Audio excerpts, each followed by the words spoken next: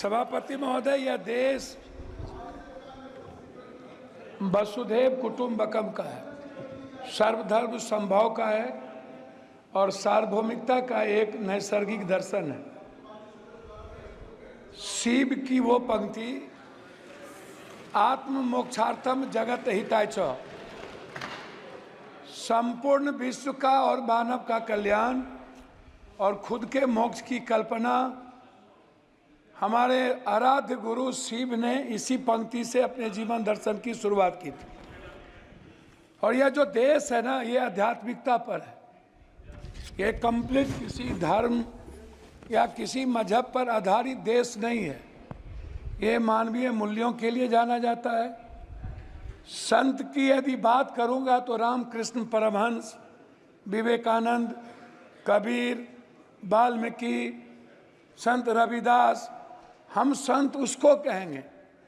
मैं सभापति महोदय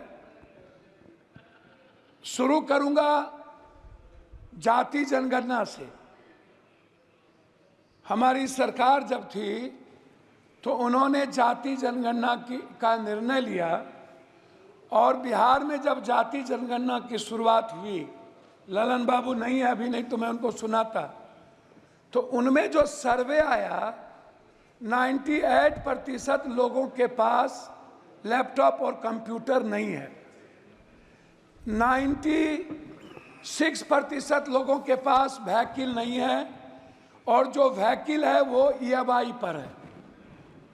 जो भी व्हीकल है, लगभग 86.2% लोगों के पास 1 बीघा से नीचे जमीन है, कट्ठे में है, धूर में है। 9.2% लोग हैं जिसके पास कुछ भी जमीन नहीं है। लगभग 78.7% लोग हैं जिनके पास फूस का घर है, टीन का घर है, भीत का घर है, उसके पास पक्का मकान नहीं है। ना रोजगार है, ना नौकरी है, ना खेत है। मजदूरी 280 रुपया, और वह भी 20 दिन से ज्यादा नहीं। कोरोना के समय मनमोहन सिंह जी के द्वारा लाए हुए जो मजदूरी एक्ट था उसको खत्म करके मजदूर के ताकत को कमजोर किया गया। 400 रुपया प्रत्येक दिन। बहस पहले भी हो चुकी थी कि मनरेगा छोड़ दीजिए, मनरेगा का तो बजट घटा दी गई। मेरा सवाल सीधा था कि प्रधानमंत्री जी आपके यशस्वी हैं, वर्ल्ड इनको फॉलो करते हैं, तो फिर कांग्रेस चालीसा और नेहरू, इंदिरा और राहुल चालीसा बंद करिए ना और अपने प्रति ईमानदार बनिए ना। मेरा आप तो प्रधानमंत्री जी और बीजेपी को राम पर भरोसा नहीं रहा, उनको बीजेपी वाले को प्रधानमंत्री जी पर भरोसा नहीं रहा।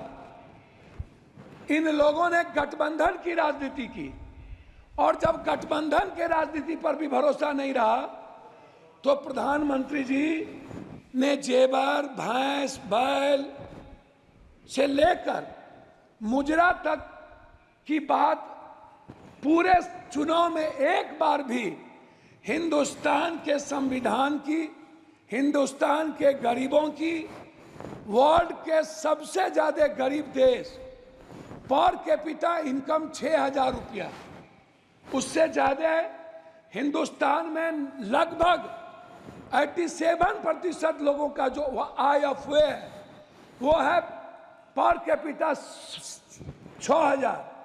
और लगभग जो महंगाई का कारण है उसमें दलित, आदिवासी, अत्यंत पिछड़ा, जो समाज के सबसे कमजोर तबके के लोग हैं, उसमें मैं आपको बता दूं कि उनके थाली में 160 रुपया वाला दाल नहीं है, 120 रुपया वाली सब्जी नहीं है। प्रधानमंत्री जी यदि इतने सशक्त हैं तो मैं यह जरूर जानना चाहूंगा कि 84 करोड़ लोगों को 5 किलो अरवा चावल आज भी टैक्स के पैसे से क्यों देना पड़ता है? मैं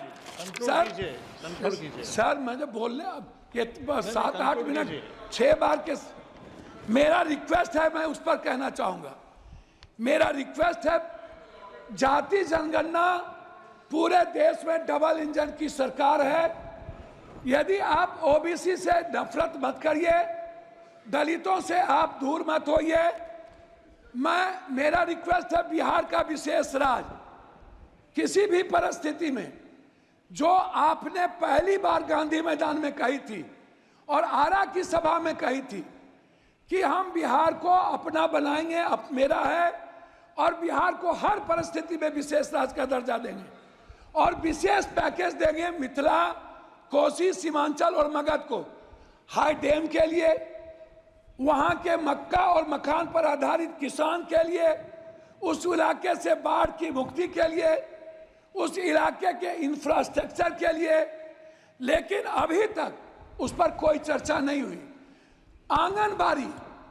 आंगनबाड़ी की बहनों की स्थिति आप देखिए, आप ममता की स्थिति देखिए। सर मैं वही पॉइंट पर तो बोल रहा हूं, हमको 3 मिनट दीजिए सर। ममता, आशा, मैं वही कह रहा हूं सर। रसोईया, सर पॉइंट वाइज बात कर रहा हूं सर। मेरा आप कंक्लूड कीजिएगा सर, कंक्लूड 3 मिनट दीजिए ना सर, तब फिर बोल के क्या फायदा होगा। सर मेरा रिक्वेस्ट क्या है, मेरा रिक्वेस्ट है, आपका रिक्वेस्ट बताइए फाइनली कि बिहार में जो मैं आंगनबाड़ी की किसकी बात कर रहा हूं सर, एक भी जगह दलित और आदिवासी के में ओटीएफ नहीं है। आप चल के जांच कर लीजिए। जनरल योजना लगभग बर्बाद हो चुका है सर।